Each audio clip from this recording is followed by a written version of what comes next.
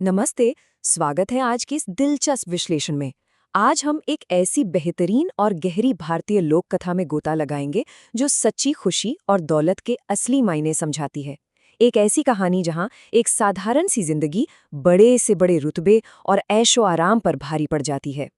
शुरुआत में ही एक बड़ा ही अजीब सवाल सामने आता है। सोचिए, अगर किसी को एक राजा अपना आधा राज्य दे दे, तो क्या उस सुनहरे महल और ऐशोआराम को छोड़कर कोई एक पेड़ पर रहना पसंद करेगा? सुनकर थोड़ा अजीब और बिल्कुल समझ से बाहर लगता है ना? लेकिन हमारी आज की इस कहानी का मुख्य किरदार ठीक यही चुनता है। ऐसा क्यों? यही तो इस कहानी का सबसे बड़ा रहस्य है। चर्चा को आगे बढ़ाने से पहले एक नज़र इसके स्रोत पर डालते हैं। ये बेहतरीन कहानी tales and legends from India से ली गई है, जिसे मशहूर लेखक रस्किन बॉन्ड ने संकलित किया है। ये किताब भारत की विविध क्षेत्रीय लोक कथाओं का एक अनमोल खजाना है। और ये जो किस्सा है ना, द हैप्पी हर्ड्समैन, यानी एक खुशहाल चरवाहे की कहानी, ये इस किताब की सबसे अनोखी और सीख देने वाली कड़ियों में से एक है। तो चलिए शुरू करते हैं। भाग 1, घने जंगल का खतरा। कहानी का आगाज होता है एक बेहद घने, अंधेरे और खौफनाक जंगल के किनारे से। जरा उस दृश्य की कल्पना कीजिए। एक तरफ फैला हुआ साया, डरा देने वाली चुप्पी और गहरा अंधेरा, और उसके ठीक किनारे पर एक युवा चरवाहा अपनी भेड़ों की रखवाली कर रहा है। तभी उस घने अंधेरे जंगल से एक विशाल और डरावना बाघ बाहर निकलता है और चरवाहे से एक भेड़ मांगता है। चरवाहा बड़ी निडरता से इनकार कर देता है, ये कहकर कि भेड़ें उसकी नहीं हैं, इसलिए वो उन्हें नहीं दे सकता। और फिर उसे मिलती है एक सीधी धमकी, ठीक है, मत दो, मैं किसी रात तुम्हें ही खा जाऊंगा। इस एक धमकी ने उस शांत माहौल में खौफ पैदा कर दिया। अब जाहिर सी बात है, इस धमकी को हल्के में तो लिया नहीं जा सकता था। चरवाहा तुरंत घर जाकर अपनी माँ को सब बताता है। गांव वाले अफरा तफरी में उसकी जान बचाने के लिए कई कदम उठाते हैं। पड़ोसियों को सुरक्षा के लिए उसी घर में सोने के लिए बुलाया जाता है। और ध्यान दीजिए, चरवाहे का बिस्तर बिल्कुल कमरे के बीचों बीच रखा जाता है, ताकि चारों तरफ से इंसानों की दीवार उसकी रक्षा कर सके। सबको लगा कि भाई इतनी तैयारी बाघ को दूर रखने के लिए तो काफी होगी। लेकिन असली कहानी तो तब शुरू होती है जब रात का अंधेरा सबसे गहरा होता है। वो सारी तैयारियां बस धरी की धरी रह जाती हैं। बाघ इतनी शांति से दबे पांव घर के अंदर घुसता है कि किसी को भनक तक नहीं लगती। वो सीधे चरवाहे के बिस्तर के नीचे जाता है और सोते हुए चरवाहे को बिस्तर समेत अपने कंधों पर उठाकर वापस उस अंधेरे जंगल की तरफ निकल जाता है। ये सच में हैरान करने वाला है कि बाघ ने इतनी चतुराई से उस पूरे सुरक्षा कवच को कैसे भेद दिया। आगे बढ़ते हैं। भाग 2, बरगद में शरण। अब रास्ते में जब बाघ उस सोते हुए चरवाहे को ले जा रहा होता है, अचानक चरवाहे की आंख खुल जाती है। अपने आप को बाघ की पीठ पर बिस्तर पर ले जाते हुए देखकर उसके होश ही उड़ जाते हैं। लेकिन तभी किस्मत साथ देती है। जैसे ही बाघ एक विशाल छतरीनुमा बरगद के पेड़ के नीचे से गुजरता है, चरवाहा फुर्ती से पेड़ की एक लटकती हुई जड़ को पकड़ लेता है और चुपचाप ऊपर चढ़ जाता है। बाघ बिना कुछ समझे खाली बिस्तर लेकर आगे बढ़ जाता है। उसके बाद क्या होता है? बाघ के डर से चरवाहा दिन भर उसी पेड़ पर छिपा रहता है। शाम होते ही गायों का एक झुंड आकर उस बरगद के पेड़ के नीचे सो जाता है। अगली सुबह जब गाय चरने के लिए चली जाती हैं, तब ये चरवाहा पेड़ से उतरता है और उनके सोने की जगह को बाखूबी साफ करता है। ये उसका उन जानवरों के लिए एक अनोखा और गुप्त योगदान था। और यहाँ एक ऐसी चीज देखने को मिलती है जो दर्शाती है कि जानवर कितने समझदार हो सकते हैं। लगातार 3 दिन अपनी जगह को बिल्कुल साफ पाकर गायें अपने इस गुप्त दोस्त को पकड़ने की एक कमाल की तरकीब निकालती हैं। पहला कदम, एक बूढ़ी और कमजोर गाय बीमार होने का नाटक करती है और पेड़ के पास ही रुक जाती है। दूसरा, वो शांति से इंतजार करती है कि उनका मददगार कब नीचे आए। और तीसरा कदम, जैसे ही चरवाहा उसकी मदद के लिए उतरता है, वो गाय अपने दांतों से उसकी धोती कस के पकड़ लेती है और बाकी झुंड के वापस आने तक उसे बिल्कुल नहीं छोड़ती। ठीक किसी जासूस की तरह। एकदम बेहतरीन योजना। जब बाकी गाय वापस आती हैं और उन्हें पता चलता है कि ये चरवाहा ही इतने दिनों से उनका ध्यान रख रहा था, तो उनके बीच एक अटूट रिश्ता बन जाता है।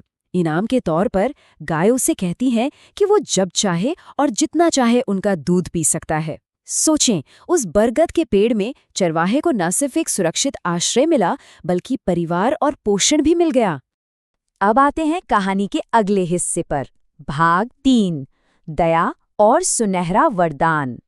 लेकिन ये दयालुता और सद्भावना का सिलसिला यहीं नहीं रुकता, बल्कि उस चरवाहे की किस्मत में कुछ और ही जादुई रंग घोलने वाला था। एक दिन चरवाहे को जमीन के एक बिल से कुछ भूखे और तड़पते हुए छोटे सांप बाहर आते दिखते हैं। अपने स्वभाव के मुताबिक चरवाहा उन्हें भी दूध पिलाता है। जब वो सांप बड़े और मजबूत होकर जंगल में अपनी माँ के पास लौटते हैं तो उनकी माँ आश्चर्यचकित रह जाती है। चरवाहे की इस निस्वार्थ सेवा से बेहद खुश होकर वो सांप माता चरवाहे के पास आती है और उससे अपनी मर्जी का कोई भी वरदान मांगने को कहती है।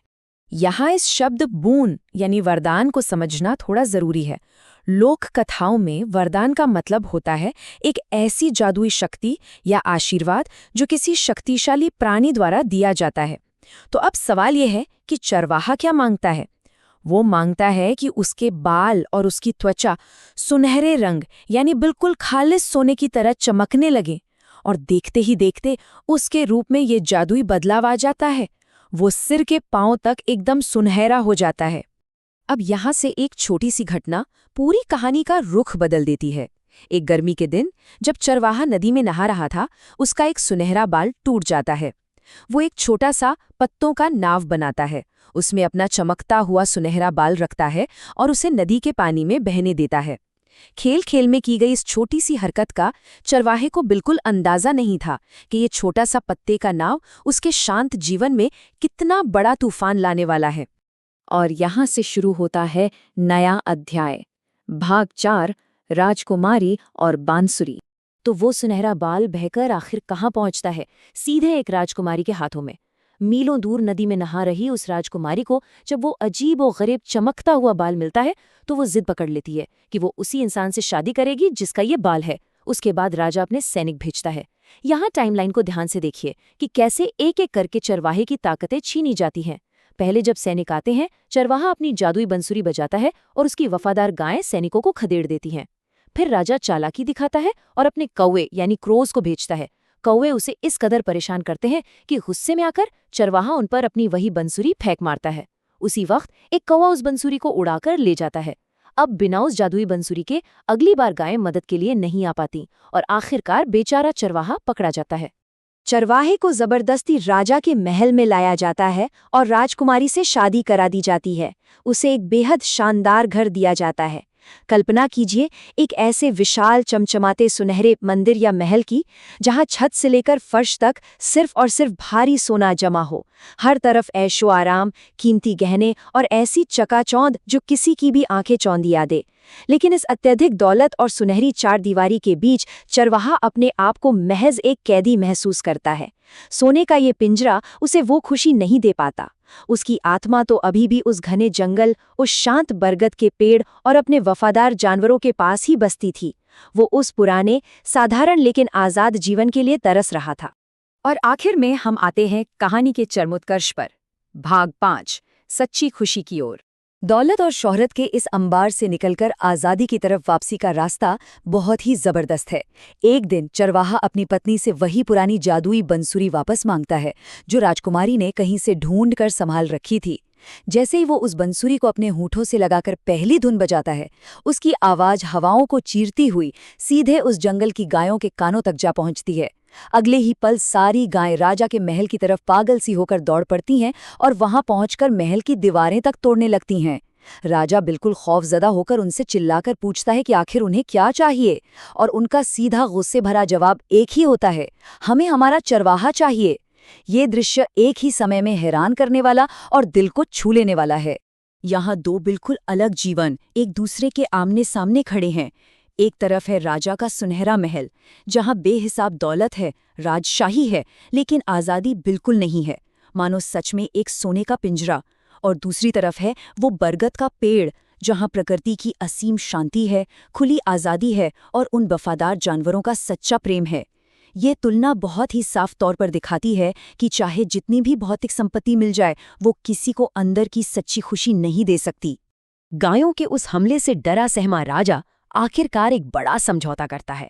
वो चरवाहे को न सिर्फ अपना आधा राज्य दे देता है, बल्कि उस बरगद के पेड़ के ठीक पास एक बिल्कुल नया और पूरी तरह सुनहरा शानदार महल बनवाता है।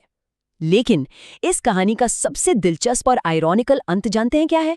वो नया महल हमेशा बिल्कुल खाली रहता है। एक राजा का दामाद होने और आधे राज्य का मालिक होने के बावजूद चरवाहा और उसकी राजकुमारी पत्नी दोनों उस महल के सारे ऐशो आराम को ठुकराकर उसी बरगद के पेड़ के नीचे रहना चुनते हैं। वहां पेड़ की छांव में उन्हें जो सुख मिलता है वो किसी दौलत से नहीं खरीदा जा सकता था। संक्षेप में कहे तो दी हैप्पी हर्ड्समैन की ये अद्भुत लोक कथा बड़ी खूबसूरती से हमें सिखाती है कि दयालुता और प्रेम का फल हमेशा मीठा होता है। प्रकृति और जानवरों के साथ बनाया गया अपनापन किसी पर जबरदस्ती थोपे गए रुतबे, महल और शोहरत से कहीं ऊंचा दर्जा रखता है। जब इंसान अंदर से संतुष्ट होता है तो सारी बाहरी दौलत और चमचमाते महल उसके आगे बिल्कुल फीके लगने लगते हैं। इस विश्लेषण को खत्म करने से पहले एक बहुत ही गहरे सवाल पर विचार करना जरूरी है। आज के इस दौड़ भाग भरे और दिखावे के दबाव वाले मॉडर्न समाज में किसी भी आम इंसान की जिंदगी का वो बरगद का पेड़ क्या हो सकता है? ऐसी कौन सी साधारण सी चीज, जगह या रिश्ता है जो इस बेमतलब के चकाचौंध से दूर एक अटूट और सच्ची खुशी दे सकती है? इस पर जरूर विचार किया जाना चाहिए। इस खूबसूरत कहानी के इस सफर में साथ जुड़े रहने के लिए बहुत बहुत धन्यवाद। एक और नए विश्लेषण के साथ जल्द ही मुलाकात होगी।